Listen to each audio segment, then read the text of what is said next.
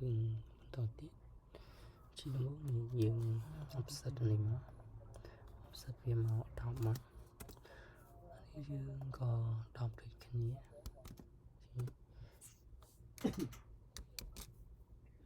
តែមកក្រោម10មក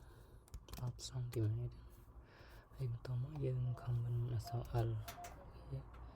ត្រង់នេះមកហើយបន្តមកទៀតយើង comment អក្សរ T offset ចេញមក2សង់ទីម៉ែត្រអូខេហើយបន្តមកទៀតយើង comment អក្សរ L មកត្រង់នេះហើយត្រង់នេះមកអូខេបន្តមកយើង comment អក្សរ E លុបវាចោលអូខេហើយយើងបានប៉ុណ្្នឹងហើយយើងចាប់ផ្ដើមមើល select នេះយើង select នេះអូខេចុច C បញ្ជាប់មក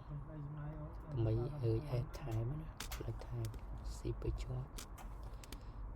យើងដាក់មកជុំវាមកយើងឲ្យ follow វាយើងធ្វើម្ដងយើងឲ្យទាំងអស់តែម្ដង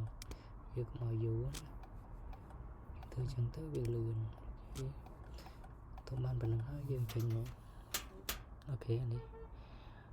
comment ឲ្យ follow me ជួយលើវាមួយមកហើយយើងយកមកត្រង់ចំណុចនេះអូខេឃើញលឿនបងប្អូន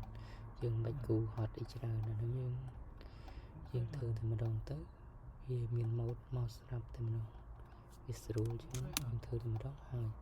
បាទអរគុណច្រើនហើយក្នុងវគ្គនេះដែរយើងមាននៅប៉ុណ្្នឹងទេនៅវគ្គក្រោយយើងនឹងសិក្សាហើយមេរៀនយើងតទៅមុខទៀតអរគុណច្រើនសម្រាប់ការទស្សនាអរគុណច្រើនជំរាបលា